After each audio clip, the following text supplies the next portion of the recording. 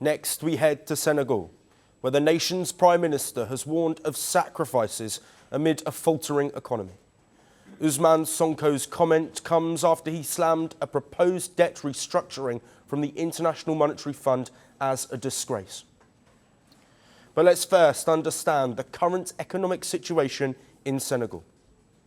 In Senegal, the GDP for 2024 stood at around $32.3 billion, and the GDP per capita was $1,744.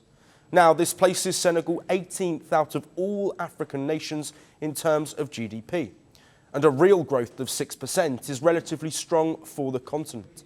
But debt is a major concern. Public debt is estimated at 132% of GDP at the end of last year, and this was up from around 100% at the end of 2023. The unemployment rate in the country stands at around 20%, with poverty affecting 36% of the population.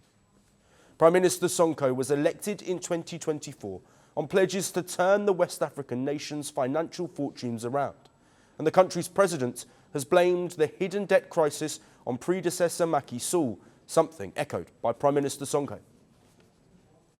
The officials of the outgoing regime who are being prosecuted embezzled money for political reasons.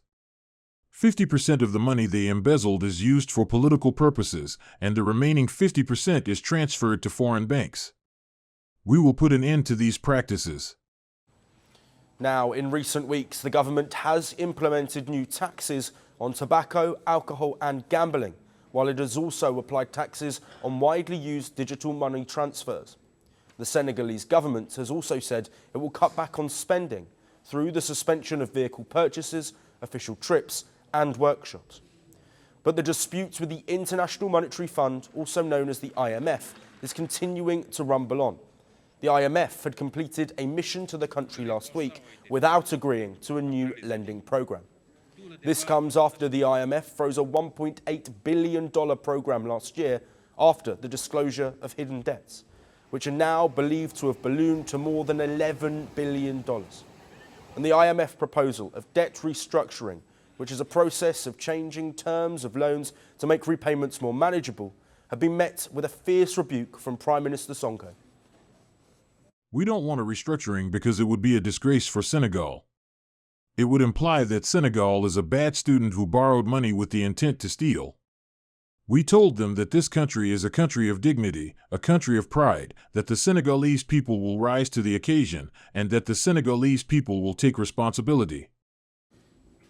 But in order to get fund money, Sonko's administration will need to make steps to put debt on a sustainable path.